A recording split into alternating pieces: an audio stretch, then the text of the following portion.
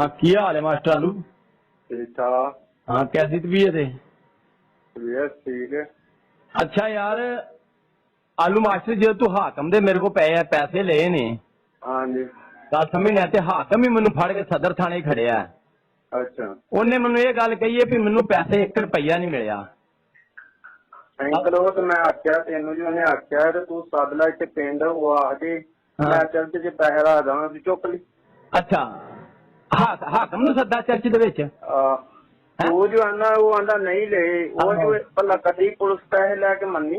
यार तू ये दस मैनू मैं हाकम नू सदा किथे सदा दस मैनू पिंड सद ला जिथे मर्जी। अच्छा तू ओदे मुंह ते होएगा मैं कोई बंदा घल दांगा। मेरी गल सुन पैसे तू ही हाकम नू दिते ने ते बंदा उत्थे भेजना जे कि आप जाना जे? बंदा घर दा घलांगा मैं एक मैं जरैम करने मैं क्या मतलब सर। यार गल सुन तुसीं मैनू ये गल दसो जो तुसीं पैसे देंदे जे रहे जे हर वारी 1 लाख रुपया मुड़ के तुसीं डीएसपी नू दवाए ने डीएसपी दे रीडर नू डीपीओ दे रीडर नू तुसीं मेरे को पैसे दवाए ने ठीक है तेरे को जबरदस्ती लेंदे आ ते तू अपनी मदर रजामंदी नहीं देंदा हां ते पूरे पिंड च बदनाम करन डया हर बंदे अगे। बदनाम काहदा करन डया तुसीं जदों मैनू फड़वाया ते तुहानू पता सी भी रेट होना है तू मेरे को अच्छा फड़ाया सा तेनू न्याय देण दे तू वड्डी गल कोनी जी मैं न्याय लिया के तेरे को मैं चट्टी लई सी हां ठीक है ਹੁਣ मैं ਕਿਵੇਂ ਨਿਆਂ ਲਿਆਦਾ ਇੱਕੋ ਤੇਰਾ ਪੁੱਤਰ ਹੈ मैं तेरे को न्याय को नहीं लेना यार तू जिथे मर्जी मेरे को 4 बच्चे मेरे जिथे मर्जी मैंने चर्च जवा जा जे मैं तेरे रेट कराया ना तेरा 10 लाख लगा मैं तेन 15 लाख मैं तेरे को न्याय नहीं लेना। हाकम नू गल कर जेड़ा बंदा कहना हाकम नू सद लेने ते भेज देने उत्थे ठीक है गल समझना अपने घर दा बंदा केड़ा भेजेगा मैनू दस मैं जेड़ा मर्जी घर भेजा तू सद ला जिथे भी मैं उस बंदा कह ला वो इन्नी गल कह दे ते पैसे नहीं आंदे हाँ ਅਸੀਂ ਤੈਨੂੰ ਨਾ ਚਰਚ 'ਚ ਪੈਸੇ ਰੱਖ ਦਾਂਗੇ ਚੁੱਕ ਯਾਰ ਫੇਰ ਮੈਨੂੰ ਇਹ ਗੱਲ ਦੱਸ ਫੇਰ ਕਾਹਦੇ ਚਰਚ ਤੂੰ ਪੈਸੇ ਰੱਖਣੇ ਨੇ? ਹਾਂ ਪੈਸੇ ਮੈਨੂੰ ਮੈਂ ਚਰਚ 'ਚ ਰੱਖਦਾ ਹਾਂ ਜੇ ਤੂੰ ਚੁੱਕਦਾ ਅਸੀਂ ਯਾਰ ਜਦੋਂ ਵੇ ਨਾ ਤੇਰਾ ਅਸੀਂ ਤੂੰ ਜੋ ਗੱਲ ਕੀਤੀ ਕੈਨਾ ਵਾਲੀ ਤੇਰਾ ਕੈਨ ਚੁੱਕੇ ਅਸੀਂ ਖਾਦੇ ਅਸੀਂ ਤੈਨੂੰ ਚੱਟੀ ਦਿੱਤੀ ਜਾਂ ਤੇਰਾ ਨਿਆਂ ਦਿੱਤਾ ਸੀ ਲਿਖ ਲਹਾਇਆ ਹੋਇਆ ਸੀ ਨਿਆਂ ਦੇ ਕੇ ਫੇਰ ਮੈਂ ਤੇਰੇ ਕੋਲ ਪੈਸੇ ਵਸੂਲੇ ਹਨ। ਅਸੀਂ ਤੇ ਨਿਆਂ ਦਿੱਤਾ ਹੀ ਕੋਈ ਨਹੀਂ ਸੀ ਇਸ ਗੱਲ ਦਾ। ਕਿਹਦਾ ਕਹਿਣਾ ਦਾ ਹਜੇ ਜੀਂਦਾ ਜਾਗਦਾ ਲਾਲ ਉਹਦੇ ਕੋਲ ਚਿੱਟ ਵੀ ਲਿਖੀ ਏ। ਚੱਟੀ ਦਿੱਤੀ ਮੈਂ ਚੱਟੀ ਲਈ ਸੀ ਫੇਰ ਮੁੜ ਕੇ ਤੇਰੇ ਕੋਲ ਮਨਾਇਆ ਤੂੰ ਕਿਹਾ ਵੀ ਜੇ ਅਗਰ ਮੇਰੇ ਕੋਲ ਹੋਣਗੀਆਂ ਤੇ ਤੁਸੀਂ ਲੈ ਲਿਓ ਫਿਰ ਮੇਰੇ ਖੇਤ ਉੱਤੇ ਆਇਆ ਤੇ ਫੇਰ ਤੂੰ ਦਿੱਤੇ ਹਨ ਮੈਨੂੰ ਪੈਸੇ। ਚੱਲ ਤੂੰ ਸੱਦ ਲਾ ਉਹਨੂੰ ਯਾਰ ਅਸੀਂ ਜਿੱਥੇ ਵੀ ਆਕੇਗਾ ਅਸੀਂ ਆ ਜਾਵਾਂਗੇ। ਅੱਛਾ ਕਿਸ ਟਾਈਮ ਤੇ ਸੱਦਾਂ? ਜਦੋਂ ਮਰਜ਼ੀ ਸੱਦ ਲਈ ਜਦੋਂ ਮਰਜ਼ੀ ਸੱਦ ਲਵਾਂ।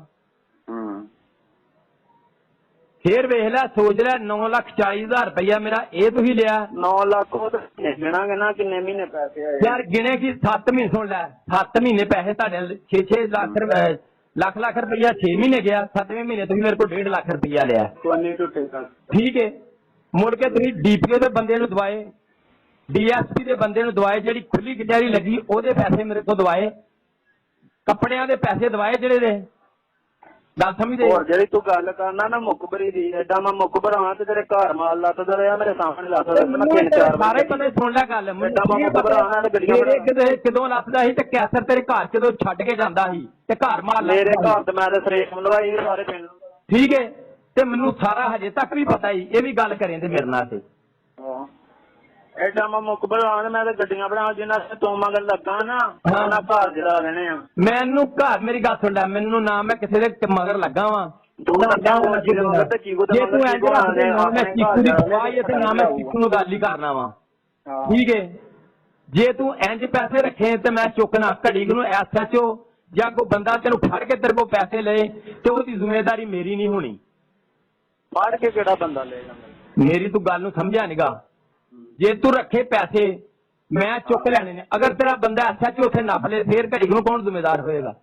ਬੰਦਾ ਐਵੇਂ ਨੱਪ ਲੇਗਾ ਨਹੀਂ ਉਹਦਾ ਜ਼ਿੰਮੇਦਾਰ ਕੌਣ ਹੋਏਗਾ? ਤੂੰ ਜ਼ਿੰਮੇਦਾਰ ਮੈਂ ਆਵਾਂ ਠੀਕ ਹੈ।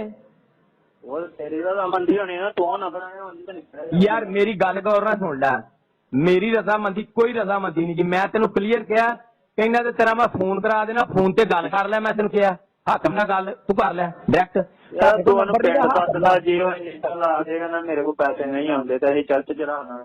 ਯਾਰ ਹਾਕਮ ਦੇ ਤੂੰ ਪੈਸੇ ਨਹੀਂ ਲਏ ਮੇਰੀ ਗੱਲ ਸੁਣ ਹਾਕਮ ਦੇ ਮੇਰੇ ਕੋਲ ਪੈਸੇ ਲਏ ਨੇ ਯਾਰ ਮੈਂ ਤੇ ਤੈਨੂੰ ਜ਼ਾਮਨ ਵੀ ਦੇਣ ਡਿਆ ਇਸ ਗੱਲ ਦਾ, ਨਿਆਂ ਵੀ ਦੇਣਾ, ਤੂੰ ਤੇ ਕਿਸੇ ਗੱਲ ਤੇ ਨਹੀਂ ਆਉਂਦਾ। ਮੇਰੀ ਗੱਲ ਸੁਣ, ਮੇਰੇ ਕੋਲ ਸਾਹਿਬ ਦੇ ਪੈਸੇ ਰਹੇ ਸਨ, ਠੀਕ ਹੈ, ਤੂੰ ਕਿਹਾ ਜ਼ਿੰਮੇਵਾਰੀ ਮੇਰੀ ਏ, ਤੂੰ ਚਰਚ ਆਖਣ ਡਿਆ ਤੂੰ ਹੁਣ ਚਰਚ 'ਚ ਪੈਸੇ ਰੱਖ, ਮੁਕਬਰੀ ਤੇ ਤੇਰੀ ਹੋਈ ਸੀ, ਉਹਨੂੰ ਸਾਹਿਬ ਨੂੰ ਥੋੜੀ ਹੋਈ, ਇਹ ਤੇ ਹੋਈ ਸੀ ਉਹਨੂੰ, ਕੀ ਥਾਣੇਦਾਰ ਦਾ ਨਾਮ ਆਇਆ ਬਾਬਾ ਜੀ ਯਾਰ ਥਾਣੇਦਾਰ ਕੋਈ ਮੇਰੇ ਕੋਲ ਥਾਣੇਦਾਰ ਨਹੀਂ, SHO ਨੇ ਨਾਲ ਹੋ ਕੇ ਰੇਟ ਕੀਤਾ, ਠੀਕ ਹੈ, ਮੇਰੇ ਘਰ ਦੇ ਵਿੱਚ ਖਲੋਤਾ ਸੀ SHO ਆਣ ਕੇ।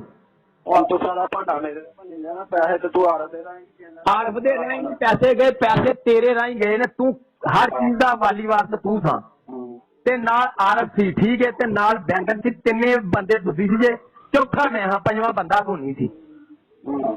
ਇੰਜੀ ਗੱਲ ਏ, ਤੂੰ ਉਹ ਜ਼ਿੰਮੇਵਾਰੀ ਚੁੱਕੀ ਸੀ ਵੀ ਮੈਂ ਅੰਕਲ ਜ਼ਿੰਮੇਦਾਰ ਹਾਂ, ਦੋਜ਼ਖਾਨੇ 'ਚ ਬਹਿ ਕੇ ਜੇਲ੍ਹ ਦੇ ਵਿੱਚ ਤੂੰ ਮੇਰੇ ਨਾਲ ਗੱਲ ਕੀਤੀ ਸੀ ਵੀ ਕੋਈ ਮਸਲਾ ਮਸਿਆਲ ਹੋਏਗਾ ਮੈਂ ਅੰਕਲ ਜ਼ਿੰਮੇਦਾਰ ਹਾਂ ਇਸ ਗੱਲ ਦਾ। ਯਾਰ ਤੈਨੂੰ ਤੇ ਆਖਿਆ ਤੂੰ ਜਿੱਥੇ ਮਰਜ਼ੀ ਜ਼ਾਮਨ ਲੈ ਲਾ, ਜੇ ਸਾਬਤ ਕਰ ਨਾ 10 ਸਾਲਾਂ ਨੂੰ ਮੈਂ ਤੇਰਾ 10 ਲੱਖ ਲੱਗਾ, ਮੈਂ ਤੈਨੂੰ 15 ਲੱਖ ਦਾ। ਮੈਂ ਤੈਨੂੰ ਆਖਿਆ ਵੀ ਸਾਹਿਬ ਨੂੰ ਸੱਦ ਲੈਨੇ ਆ, ਠੀਕ ਹੈ, ਚੱਲ ਸੱਦ ਲਾ, ਸੱਦ ਲੈਨੇ ਆ ਸਾਹਿਬ ਨੂੰ, ਕਿੱਥੇ ਸੱਦਾਂ ਮੈਨੂੰ ਡੇਟ ਤੇ ਪੈਸੇ ਟੁੱਟੇ ਨੇ, ਸਾਹਿਬ ਨੂੰ ਕਿੱਥੇ ਸੱਦਾਂ ਤੇ ਪੈਸੇ ਕਿਦੋਂ ਰੱਖ ਸ਼ਾਮ ਦੇ ਟਾਈਮ, ਸੱਦ ਲਾ ਭਾਵੇਂ ਅੱਜ ਹੀ ਸ਼ਾਮ ਨੂੰ ਰੱਖ ਲੈ, ਮੈਂ ਅੱਜ ਹੀ ਸ਼ਾਮ ਨੂੰ ਉਹਨੂੰ ਸੱਦ ਲੈਣਾ ਵਾ। ਚੱਲ ਠੀਕ, ਠੀਕ ਹੋ ਗਿਆ, ਠੀਕ ਹੋ ਗਿਆ, ਪੈਸੇ ਤਿਆਰ ਨੇ ਤੇਰੇ, ਮੈਂ ਸੱਦਾ ਸਾਹਿਬ ਨੂੰ। ਚੱਲ ਠੀਕ ਹੈ। ਆਹੋ ਫੇਰ ਨਾ ਘੜੀ ਨੂੰ ਆਖੀ ਵੀ ਮੈਨੂੰ ਪਤਾ ਨਹੀਂ ਲੱਗਾ। ਜੱਜ ਸਾਹਿਬ ਨੂੰ, SHO ਸਾਹਿਬ ਨੂੰ ਤੁਸੀਂ ਦਿੱਤੇ ਨੇ, DSP ਦੇ ਰੀਡਰ ਨੂੰ ਤੁਸੀਂ ਦਿੱਤੇ, DPO ਦੇ ਰੀਡਰ ਨੂੰ ਪੈਸੇ ਤੁਸੀਂ ਮੇਰੇ ਕੋਲ ਲੈ ਕੇ ਦਿੱਤੇ ਨੇ ਸਾਰੇ, ਠੀਕ ਹੈ। ਮੈਂ ਵੇਲੇ ਆਪਣੇ ਘਰੋਂ ਵੇਚ ਦਿੰਦਾ ਰਿਹਾ ਵਾਂ, 3-3 4-4 ਇਕੱਠੇ ਹੀ।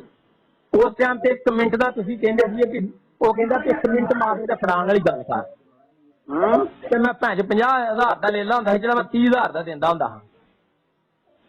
ਉਹ ਹਰ ਕੋਈ ਆਪਣੀ ਜਾਨ ਬਚਾਉਣ ਲਈ ਦਿੰਦਾ, ਹੁਣ ਮੈਂ ਨਹੀਂ ਦੇਣ ਡਿਆ। ਆਹੋ, ਤੇ ਉਹ ਹੁਣ ਜ਼ਿੰਮੇਵਾਰੀ ਤੇਰੀ ਹੈ, ਠੀਕ ਹੈ। ਘੜੀ ਨੂੰ ਨਾ ਆਖੀ ਪੈਸੇ ਆਪਣੇ ਸ਼ਾਮ ਤੱਕ ਤਿਆਰ ਕਰ ਲੈ, ਮੈਂ ਸ਼ਾਮ ਨੂੰ SHO ਸਾਹਿਬ ਨੂੰ ਸੱਦ ਲੈਣਾ ਵਾ। ਚੱਲ ਠੀਕ ਸਰ। ਆਹੋ ਠੀਕ ਹੋ ਗਿਆ, ਓਕੇ, ਰੱਬ ਰੱਖ।